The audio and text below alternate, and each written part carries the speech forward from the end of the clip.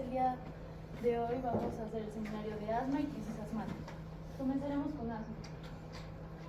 Sí, el asma es una enfermedad heterogénea, inflamatoria, crónica, que afecta las vías aéreas.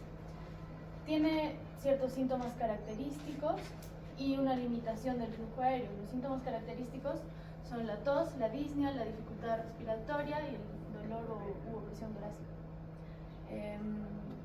Y ambos, los síntomas y la limitación, son variables en intensidad y tiempo. Recordando un poco de los mecanismos fisiopatológicos del asma, tenemos estos cuatro principales que siempre nos preguntan: hiperreactividad bronquial, broncoconstricción, edema e hipersecreción de moco. Siguiente. Y en esta patología es muy importante el remodelado de la vía aérea que se da. Bueno, y esto debido a que este remodelado, si es que no se controla, no se maneja bien, va a terminar por limitar el flujo aéreo y causando mayores problemas al paciente, claramente. A ver, te explico un poquito ahí. Sí. Es que en la definición también del GINA, bueno, antes, no sé si ahora del 25 aparece, pero es una enfermedad inflamatoria, bronquial, que tiene diferentes grados, que es reversible con o sin tratamiento. ¿Estamos de acuerdo? Digamos, un niñito de la cuna ahí arriba que no va a ningún doctor ni le lleva nada, puede tener este problema. O aquellos pacientes que reciben los inhaladores un tiempo y luego lo dejan o se les acabó y ya no lo ponen, no tienen plata para comprar el siguiente, no vienen a su control. Y va siendo reversible, pero hasta que llega un momento en que se cansa por la mucosa y se va a hipertrofiar, se aumentan las células, las glándulas que producen moco, y vamos a tener el remodelado. Entonces, estos van a ser los futuros EPOC del adulto. Que los de adultos nos echan la culpa a nosotros, los pediatras, y dicen: tú no trataste bien a este asmático. Pero es tanto de nosotros. ¿Está bien? Es una enfermedad que hay que hablar con los papás, hay que explicarles cómo es, que no es solamente es como me duele la cabeza, toma un panadol y se acabó, no es así. ¿Ya? Continúa. Sí, sí, exactamente, como dice la doctora. Bueno, se produce primero un daño epitelial, un adelgazamiento del epitelio, un engrosamiento de la membrana basal, hipertrofia e hiperplasia del músculo liso, aumento de depósitos de colágeno, finalmente una fibrosis subepitelial, también angiogénesis. Esto termina por limitar el flujo aéreo, el paso del flujo. Sí. En cuanto a la etiología, bueno, en cuanto al asma, no se tiene una sola causa como tal, y es por ello también que hay muchos fenotipos, y por ello se proponen varias teorías. Una de ellas es la teoría neurogénica, que nos dice que hay una inflamación neurogénica mediada por sustancias como la sustancia P, CGRP o neuroquinas, que son liberadas por nervios aferentes, y estos nervios aferentes son estimulados o activados tanto por el frío como sustancias irritantes o sustancias alérgenos, ¿no? Y produce liberación de histamina, que termina por perpetuar el espasmo y la inflamación. Otra teoría es la teoría alergénica, que nos dice que alérgenos inhalados inducen sensibilización mediada por IgE e inflamación tipo 2 o TH2. Y esto, bueno, promueve la hiperreactividad bronquial, la eosinofilia y también el remodelado de la vía aérea que hemos visto anteriormente. Otra de las teorías que ha ganado mayor importancia en los últimos años es la teoría higienista, microbiana, que nos propone que por una menor exposición a patógenos en la infancia o a temprana edad, hay una falta de maduración de la inmunidad y hay un desbalance o desequilibrio entre TH1 y TH2, donde predominaría TH2. Y esto aumenta el riesgo de atopia y asma. En cuanto a los factores de riesgo, tenemos los factores personales y ambientales. Los personales básicamente es la predisposición a alergias, a pacientes con atopia, eczema, rinitis alérgica, sensibilización a alérgenos, también por la genética, historia familiar de asma. Está asociado también el bajo peso al nacer, la prematuridad, la obesidad y el sexo masculino en menores de 18 años. En factores ambientales tenemos exposición a humo de tabaco, a la contaminación, la exposición a ciertos alérgenos que vamos a ver a continuación, infecciones virales como PCR o rinovirus, y también en fármacos cuando hay susceptibilidad a eso. Y acá está el IPA que mencionó la doctora en la anterior exposición, el índice predictivo de asma. Esta ya es un consenso de ambos autores. En los criterios mayores tenemos el diagnóstico de asma de alguno de los padres, el diagnóstico médico de eczema atópico y sensibilización a algún alérgeno. En menores, sibilancias que no estén relacionadas a ningún resfrío, eosinofilia más del 4%, y rinitis alérgica diagnosticada, y también alergia a leche, huevo o frutos secos. Tenemos un factor predictivo positivo cuando tenemos más de uno o más criterios mayores o más de 2 menores más 3 episodios al año. Y estos son algunos de los desencadenantes. Es muy variable, pero en general lo que podemos encontrar en el hogar, ¿no? Perfumes, algunos químicos para matar insectos, las mismas mascotas por su pelaje o la caspa, los ácaros, el polvo, infecciones, el humo, el vapor, la contaminación del ambiente, las plantas, y otros desencadenantes que pueden darse son el ejercicio, el aire frío, emociones muy intensas y algunos químicos. Entonces, ¿cómo vamos a hacer el diagnóstico? Para el asma necesitamos tener tanto la historia clínica como una prueba objetiva. Dentro de la historia clínica, considerar los antecedentes, los síntomas, el examen físico, y la prueba objetiva de elección, el gol estándar, es la espirometría. En el caso de los niños, una reducción del índice volumen expiratorio forzado en el primer segundo sobre capacidad vital forzada, y una respuesta positiva a broncodilatadores de más del 12%. En niños solamente es con ese porcentaje, en adultos sí se considera más de 200 mililitros.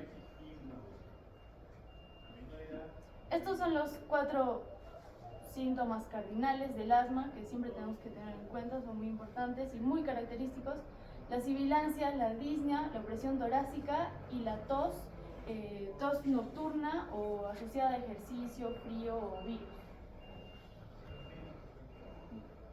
La radiografía de tórax nos va a ayudar sobre todo a evaluar las complicaciones o cuando ha habido alguna exacerbación, no para el diagnóstico, pero sí tiene ciertas características en una radiografía de un paciente con asma. Y acuérdense de estos para el caso clínico: la horizontalización de las costillas, espacios intercostales amplios, hiperclaridad o velocidades de pulmones, descenso diafragmático, aumento de la trama peribronquial e hiperinsuflación pulmonar. También podrían verse algunas complicaciones como atelectasias, sombras intersticiales centrales, en la radiografía lateral, aplanamiento diafragmático también, y aumento del espacio retroesternal. La clasificación según la guía GINA es según qué tan controlada esté la enfermedad, si está bien controlada, parcialmente controlada o mal controlada.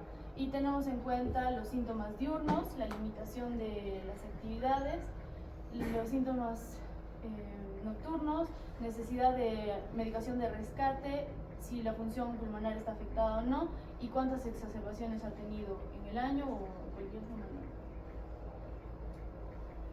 Y últimamente también se enfatiza mucho el control del asma. Tenemos el control actual, que es básicamente lo que se va a hacer en cada consulta que venga el paciente asmático. Vamos a ver qué tan fuertes o intensos están los síntomas, cuáles están presentes, qué tan limitada esté la actividad del paciente, si se ha utilizado medicación de rescate o no, y siempre valorar la función pulmonar. El riesgo futuro es para ver cómo va a evolucionar el paciente a largo plazo, ¿no? Y se define por también la función pulmonar, si es que en algunos casos ya empieza con una función pulmonar reducida antes de empezar el tratamiento, o también tienen un declive exagerado de esta, el número de exacerbaciones y si han habido efectos adversos al tratamiento, que no es raro ver el uso de corticoides, por ejemplo. Y finalmente, el diagnóstico diferencial. Hay que considerar que estamos hablando de pacientes pediátricos, entonces podemos tener en cuenta las bronquiolitis virales, displasia broncopulmonar, presencia de cuerpo extraño, bastante común en niños, traqueobronquiomalasias, fibrosis quística, cardiopatías congénitas, reflujo, inmunodeficiencias o disfunción de cuerdas vocales. Bien, yo voy a hablar acerca del tratamiento. Vamos a comenzar con este tratamiento vamos a comenzar con los objetivos. Los objetivos no solamente son para los niños pediatras, sino para cualquier paciente adulto asmático. El primero, el más importante, es lograr un control de los síntomas. Lograr que el paciente sea asintomático, en la mayoría de lo posible. Lo más importante, evitar exacerbaciones, las complicaciones, las crisis asmáticas. También debemos mantener la función pulmonar y el desarrollo pulmonar lo más cercano a lo normal. Como son pacientes pediátricos, son niños, sabemos que sus pulmoncitos están en crecimiento, están en desarrollo. Por lo tanto, debemos controlar y que no se afecte tanto su función pulmonar. Asegurar la actividad física normal. Por supuesto, ¿no? No sé si hemos tenido algún hermanito con asma, ¿no? Que dice, no, que no juegue fútbol porque se va a cansar. El deporte es muy importante para su neurodesarrollo. Y por último, evitar efectos adversos de los medicamentos. Bien, el tratamiento del asma no solo consiste en escoger el mejor medicamento, sino es un trabajo en conjunto. Estos son los 4 pilares del tratamiento: educación, control ambiental, evaluación objetiva y farmacológico. En educación, más que al niño es darle la educación a los padres, ¿no? Hablarles acerca de la enfermedad, cuánto dura, un correcto uso de los medicamentos. En el control ambiental, como ya mencionó mi compañera, pues tenemos que evitar los alérgenos, el smog y una buena higiene. Y sobre todo, el ambiente del niño. ¿Qué tal si sus padres fuman, no? Por más tratamiento que le demos, si el viejo le sigue dando, no se va a sanar. Entonces, otro pilar, evaluación objetiva. Esto mediante la función pulmonar. Y el tratamiento farmacológico. Tenemos 2 armas: los broncodilatadores y los antiinflamatorios. Dentro de los broncodilatadores tenemos los beta-2 adrenérgicos. Acá tenemos un cuadro que explica ahí. De acción corta, salbutamol. Los de acción prolongada, someterol. Anticolinérgicos, bromuro y hipatropio. Antiinflamatorios, corticoides inhalados, corticoides orales, antileucotrienos también. Siguiente diapositiva, por favor. Bien, con este cuadrito quiero decirles que el tratamiento del asma es móvil, es escalonado. ¿Cómo que móvil? Quiere decir que mientras más intensos sean los síntomas, más intenso tenemos que ser con el tratamiento. Y si es que el niño está peor, pues tenemos que darle más cosas. Y si es que el niño va bien, pues tenemos que ir bien controlado, mantener o buscar una dosis mínima eficaz, ¿no? Reduciendo o aumentando. Va jugando, sí. Siguiente diapositiva. Bien, acá les traje 2 cuadros acerca de, es del GINA 2024. El primer cuadro es para niños de 5 años y menores, y el otro cuadro es de niños de 6 años y 11 años. De 6 a 11 años. Bien, acá GINA nos dice que hay 4 pasos, ¿no? Comenzamos con el paso 1, esto es mantenimiento y el otro es rescate. En el paso 1, se dice que no hay evidencia suficiente para dar un tratamiento de mantenimiento. Así que solo tratamos si es que el niño tiene síntomas, intermitentes, ¿no? Tiene un factor de atopía, ¿no? Podemos tratar. En el paso 2, acá ya viene el niño con síntomas y aquí nos recomienda utilizar corticoides inhalados de baja dosis, solo eso. Y si es que no logramos un control de los...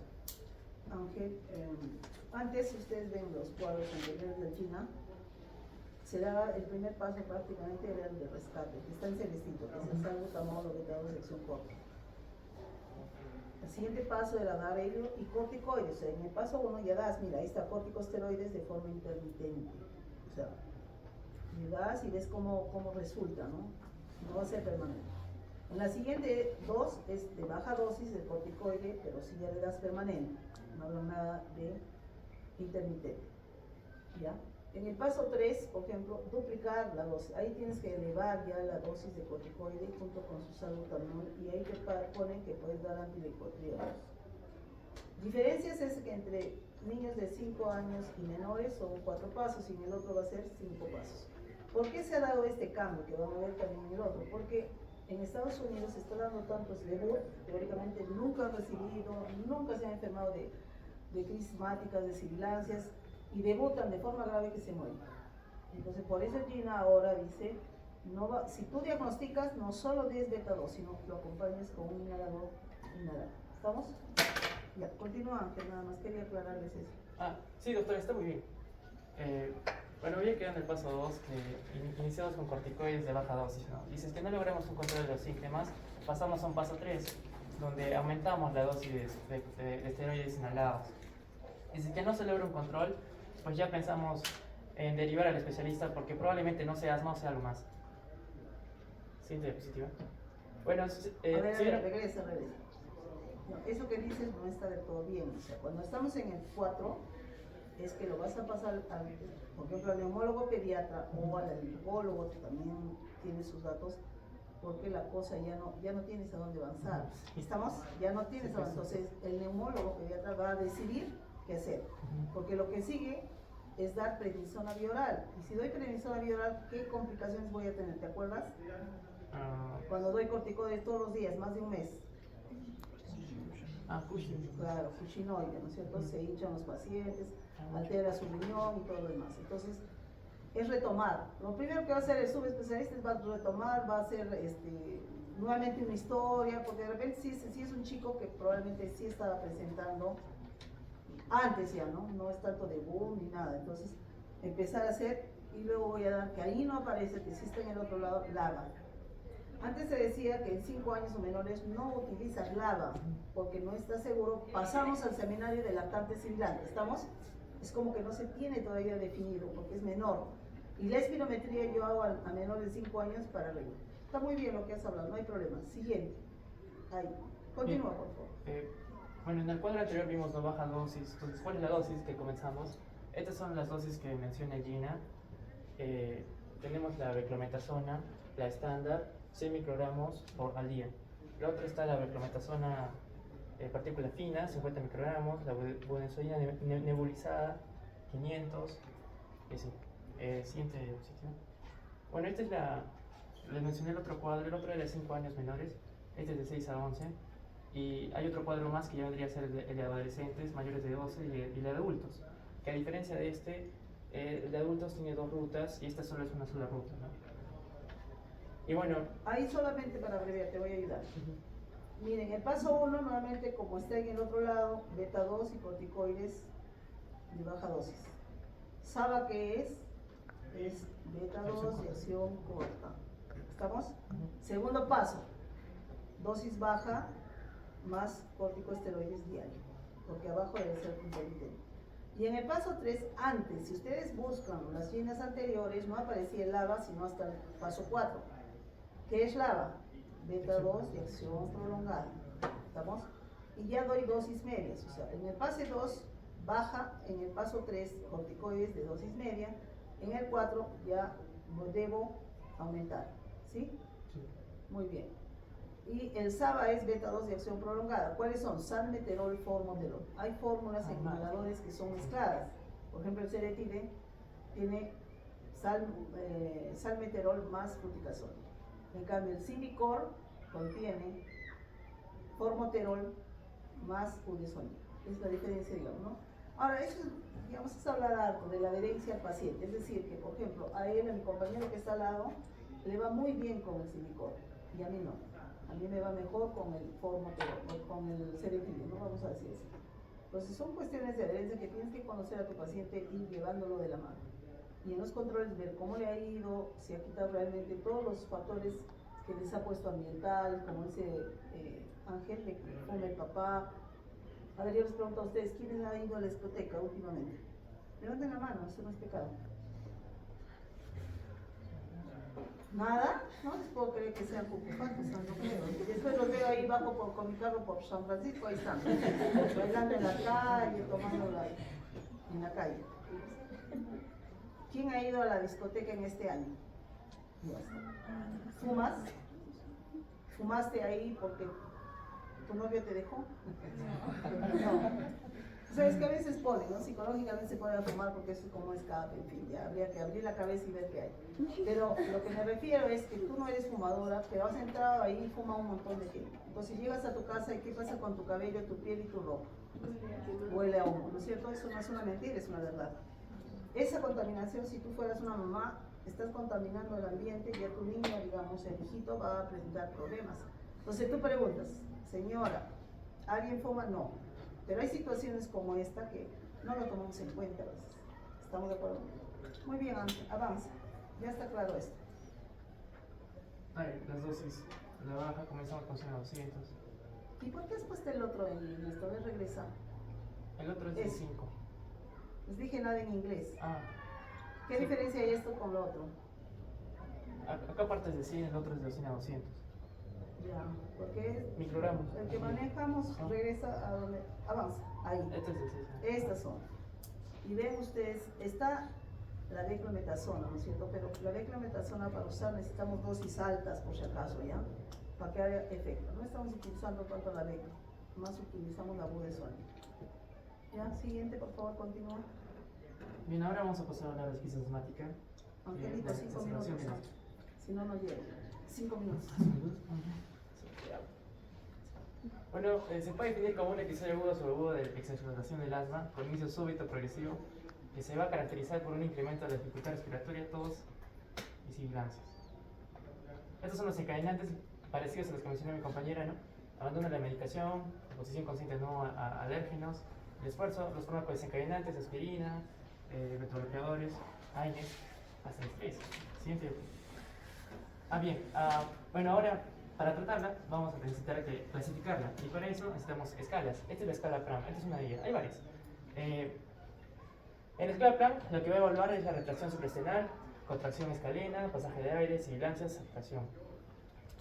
Si está presente la retracción external, ausente presente, va a haber un puntaje de 0 a 2. Y contracción también... Chicos, perdona que te interrumpa. Tengan en cuenta esto porque les estoy poniendo casos clínicos en que tienen que evaluar con el PRAM, por favor. ¿Ya? Continúa, por favor. Bueno, va a haber un puntaje, va a sumar de 0 a 12, donde, de acuerdo al puntaje, de 0 a 3 va a ser leve, moderado de 4 a 7 y severo de 8 a 12. Esta es otra clasificación que es el Pulmonary Score, que acá va a evaluar la frecuencia respiratoria, las sibilancias, el uso del esternocleido mastoideo. El puntaje va de un rango de 0 a 9, donde, de acuerdo a lo que saquemos, va una crisis leve de 0 a 3, moderada de 4 a 6 y severa de 7 a 9. Lo que les dije, primero clasificamos para luego cerrar el tratamiento. Al siguiente ya pues más grande. Bien, si estamos frente a una crisis leve, podemos dar beta-2 agonista inhalado, 2 a 4 pulsaciones en cámara cada 20 minutos hasta 3 dosis, o beta-2 agonista nebulizado, y valorar el uso de corticoides orales si lo recibía anteriormente. Y luego reevaluar en 15 minutos. Y vamos a tener dos respuestas. Si es favorable, alta a domicilio, con su beta-2 agonista de demanda, corticoides se iniciaron y reevaluación en 2 a 3 días. Y si es que no es favorable o no responde, pasamos a un manejo de crisis moderada. En la crisis Estos cuadros son tema de examen, ¿no? En la crisis moderada es lo mismo, solo que va a aumentar las pulsaciones, ya no es de 2 a 4, ahora de 6 a 8, cada 20 minutos. Y valoramos el uso de bromuro y patropio inhalado, 2 a 4 pulsaciones, más corticoides orales. Lo mismo reevaluamos en 15 minutos, dos respuestas, si es que es favorable, alta domicilio, beta-2 agonista de demanda, y si es que no responde, pasamos al esquema de crisis grave. Aquí aumentamos de 8 a 10 pulsaciones en cámara. Ya no valoramos si no utilizamos bromuro y patropio inhalado, más corticoides orales. Revalamos cada 15 minutos las últimas dosis. Dos respuestas, si es que es favorable, alto domicilio. Si es que no, trasladado al hospital. Lo que regresa. Por ejemplo, ustedes ven ahí oxígeno. En realidad no es el tratamiento de una crisis asmática, sino que ha pasado a tener insuficiencia respiratoria y por eso está. Lo vamos a mantener para cuestiones del examen de que pongan oxígeno. ¿Me dejo entender? Segundo lugar, lo que ha variado es las pulsaciones. Antes eran menos, ahora ya se llega hasta 10, incluso más las pulsaciones, grave, ¿ya? Y puede ser nebulizado o inhalado. Listo, avanza.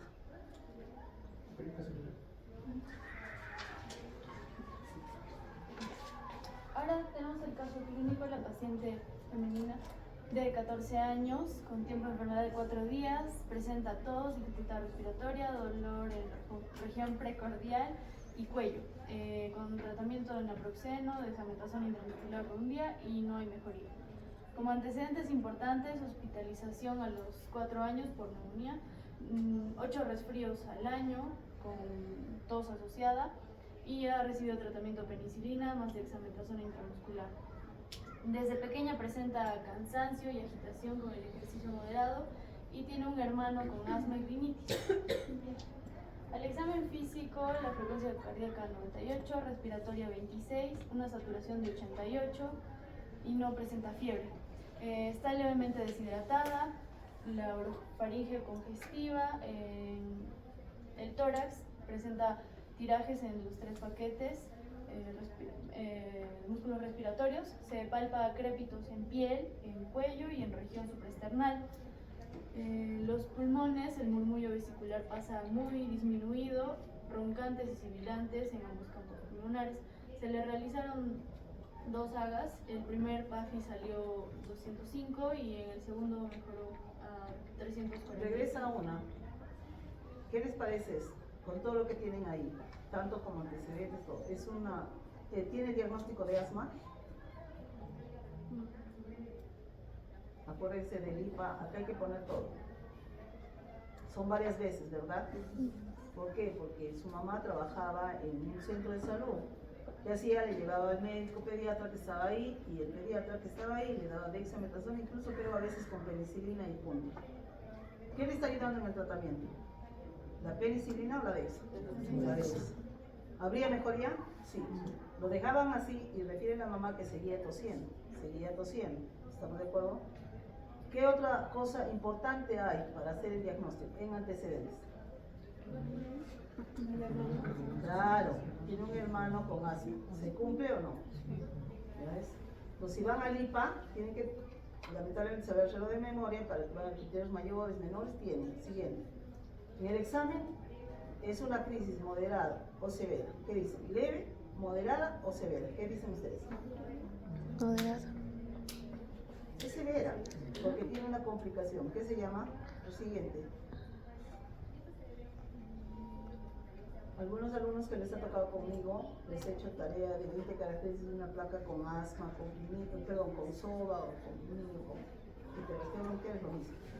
¿Qué pueden describir, por favor? Sigamos con la segunda columna. Primera alumna, ¿qué miras? Tú, nena. Tú. Horizontalización costal. Ya, la de atrás, nena. Doctora. No estés poniendo el cursor, Ángel, te va a matar. ¿Nada? ¿Qué ves alterado ahí? Siguiente, bueno, doctor.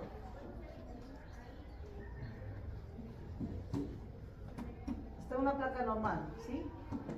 No es una placa normal. ¿Ah? Insuflación. Hiperinsuflación. ¿Qué más?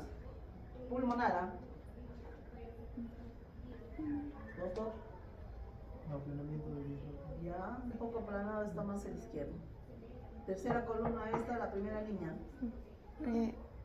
Aumento de los espacios intercostales. Ya, tiene 10, 11 de repente. Sí. Normalmente 7, 8. Siguiente, nena.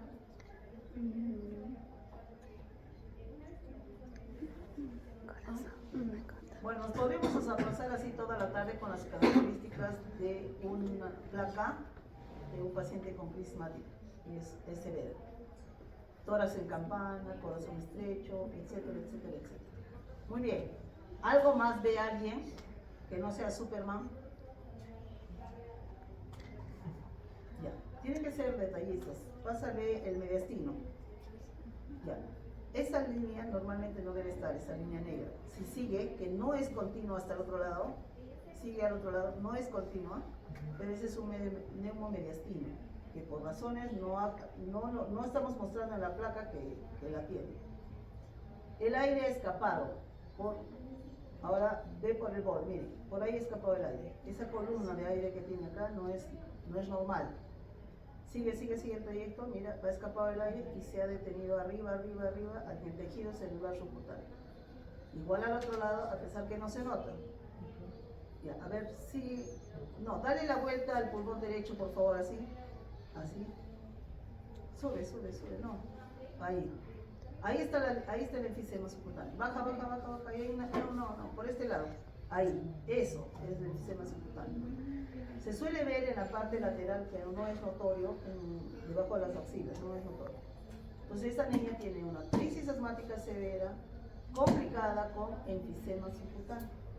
Siguiente. Ahí en la lateral que podemos ver el atrapamiento retroesternal. Siguiente. Y ya no se mira tanto ese escape de aire, ¿se acuerdan? No se ve tanto en las regiones que les he mostrado, que ya haya este es 28, el primero fue 7 días, son como 20 días después, no se mira. No estuvo hospitalizada tanto, ¿eh? Ella mejoró rápido porque es una crónica, siguiente, pero a la mamá se le lavó el cerebro diciéndole que tiene asma, etcétera. ¿Estamos? Muy bien, ahí si quieres repasar, ¿qué tenía? Sí, le sacamos el puntaje de la escala de Pram. Tenía presente retracción supraesternal, no menciona contracción escalena, pasaje de aire disminuido de manera global, había sibilancias inspiratorias y expiratorias y una saturación menos de 92. ¿Cuánto te hace el puntaje? 8, severo sería. Severo, ¿ok? Así tienen que calificar sus casos clínicos cuando les toquen el examen. Muy bien, ¿qué sigue? Muy bien, aplaudimos por...